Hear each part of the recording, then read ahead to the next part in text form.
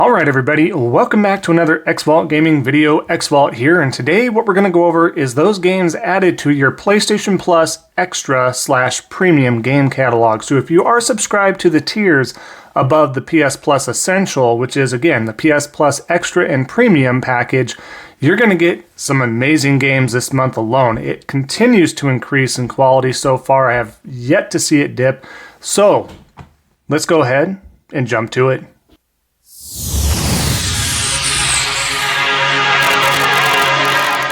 Alright, so like I was saying, what we're going to go over is some great games here in this catalog that has been added to the PS Plus Extra and your Premium package. So let's just hit it right out of the gate here. There's a lot of games to go over and talk about here, but the first one being Horizon Forbidden West. What we got to talk about here is this is pretty darn new. Now this is staying within the 12-month scope. So this is brilliant. This is what I'm talking about. So if you're going to have a subscription service where you're going to theoretically rent your games or rent that, it makes sense to have your AAA flagship catalog games like Horizon, God of War, your Uncharted, your everything in between. That's a AAA game from Sony, whether it be Spider-Man, this, that, and the other. It makes sense to do it 12 months after. You're going to get those initial bursts of sales and continually throughout the year. It's then going to ease up on the sales, and then you go ahead and throw it into a gaming catalog, and, well, guess what? We're getting some DLC coming this, March, April? So here before too long, we're going to get the Burning Shores DLC for Horizon Forbidden West, which is a great way to introduce folks to this game if they missed out or didn't think too much about it, and then you get them to go ahead and purchase that DLC. I think it's brilliant. This is a great game to add to the catalog. Check it out if you have not already. Moving on, we got a game called The Quarry. The Quarry is another one of those series of like Man of Medan, The Devil Inside, stuff like that, and some from the same devs there. But it's just another teen horror story where your decisions shape how the night unfolds. As the sun sets on the last day of summer camp, the counselors of Hackett's Quarry throw a party to celebrate. Things quickly take a turn for the worse. Hunted by blood-drenched locals and something far more sinister, the teens' party plans unravel an unpredictable night of horror. Play as each of the 9 counselors in a thrilling cinematic tale where every decision shapes your story. So these are really fun, honestly, to go through. And this was, I believe, rated fairly well. So definitely want to check it out. Get that Friday the 13th type of vibes as well. So another great addition, honestly, on a catalog like this. And then, of course, we have the great Resident Evil 7. Honestly, I enjoyed the theme and everything of that, of the horror aspect of 7 a lot more than 8. So I think this is a great addition.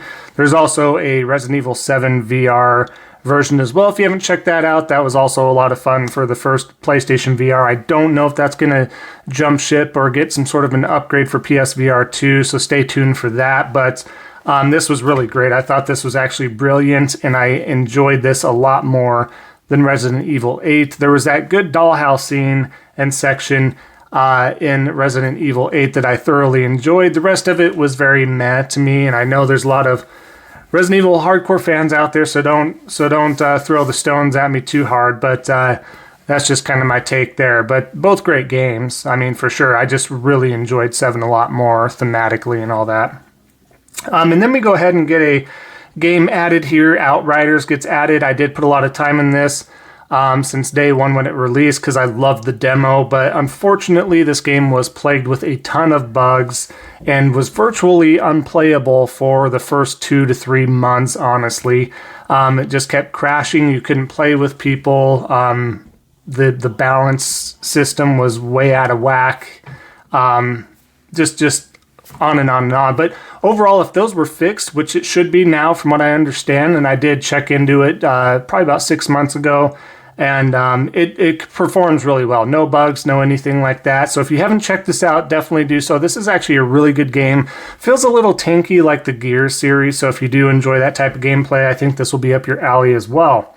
And then, of course, we're getting a great game here that I've been meaning to check out. So we'll see if I have the time here. But Scarlet Nexus. Now, this is a JRPG, but dive into a complex story of bonds, courage, and heroism crafted by minds behind the iconic Tales of Vesperia. So this is what this game really reminded me of. And then I was like, oh, here we go.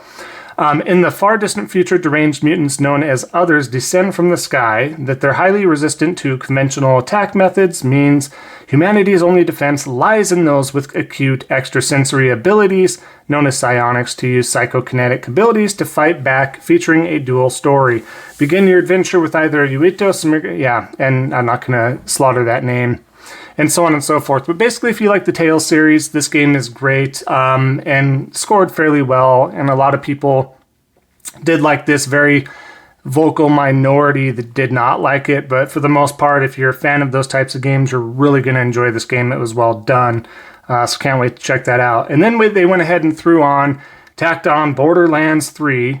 This is PS4 and PS5 version, of course. So I did play through this a couple times and didn't really do any of the DLC. It's really hard to beat Borderlands 2, but this is really a great entry because, especially if you have a next-gen system like the PS5, you get to take advantage of 60 frames per second and up to 120 frames per second, but have a lack of quality and textures and stuff like that. But honestly, with the cell shading, you don't really notice too much. So the high frame rate in a first-person shooting-like game, open-world game like this is really well done. So I thought that was great to play on the PlayStation 5, even though I played most of it through the PS4 with friends and family. But this is really a great game, great addition as well there. They went ahead, threw in Tekken 7 as well, so big fan of the Tekken series. Here you go, throwing that in there as well. And then, of course, they threw in Ace Combat 7 to stick with the 7 theme, Skies Unknown. So, again, if you're a fan of the Ace Combat series, you're going to really enjoy that. Odds are you probably bought it, but if you were at all curious, you can check this out here, and heck, it's in the system, right? Just for fun, we also have the great game Earth Defense Force 5. This is kind of almost like a cult classic type of game. The folks love the gameplay, and it's actually really well done. The gameplay itself is a lot of fun. Doesn't take itself obviously too seriously or anything like that, but it's basically you battle gigantic bugs and huge enemies in arcade-style third-person shooting. Go it alone or team up with a friend in local co-op, or take the fight online with up to 4 players. Then we also go ahead and swing over. We got a game called Onanaki. It's an action RPG from Square Enix, so check that out. We also have Lost Sphere. Fresh take on a classic RPG gameplay beckons in a lost sphere. An ominous power threatens the fabric of reality, and on and on and on. So I'm not too familiar with Lost Sphere, but here you are. I am somewhat familiar with I Am Setsuna. It's a JRPG featuring a battle system and character design inspired by past genre classics, and charts the story of Setsuna, a young woman of incredible inner strength, and the sacrifice she must make to save the people of her land. So, RPG galore this month as well for you. Then we have The Forgotten City. It's an open-world ancient Roman city in the mystery adventure in which combat is an option, but violence will only get you so far. So, only by questioning intertwined community of colorful characters, cleverly exploiting the time loop, and making difficult moral choices can you hope to survive and solve this epic mystery. So a lot of great games there, but wait, we're not done. Let's go ahead and keep going through here. We do have some PlayStation Premium Classics, so if you do have Premium, you're going to have access to this. This is the top tier. We finally got it. I've been saying this since day one. We finally got this. Now all we need is a remaster or remake, and we could all be a lot happier. Now, I don't know for sure if this has a trophy list or a trophy anything added, so keep that in mind. I will update you guys one way, shape, or form if it does. But we get The Legend of Dragoon from the PlayStation 1.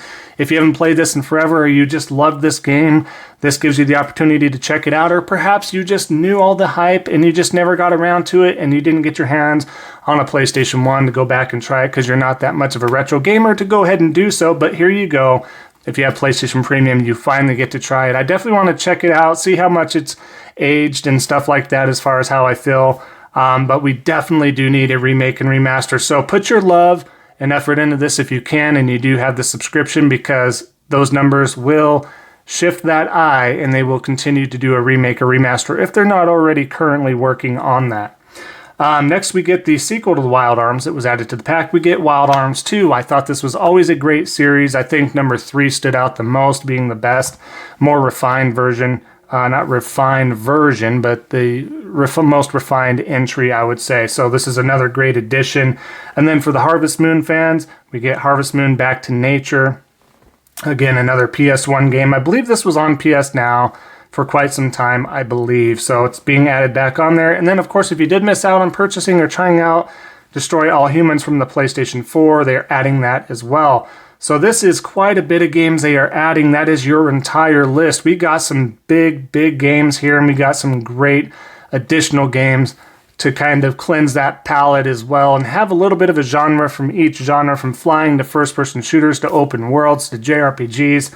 You name it, we have it there. This is a fantastic month, and I think the value is great. And again, releasing those AAA games 12 months into the life cycle perfectly is just, you know, the cherry on top. It really is.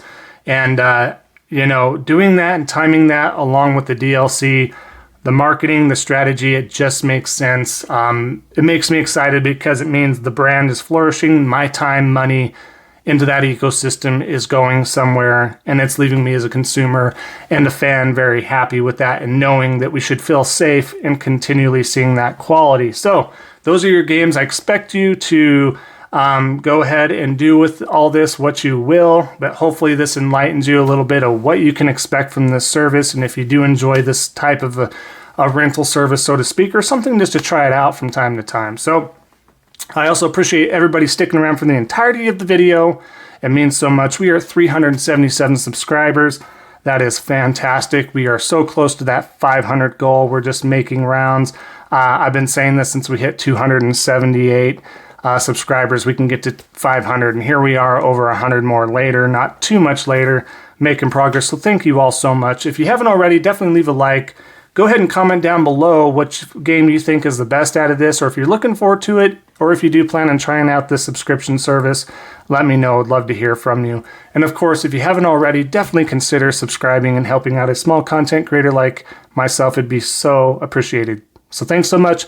Enjoy the rest of your day, everybody. We'll see you next time on the next Xvault Gaming video. And until then, take care.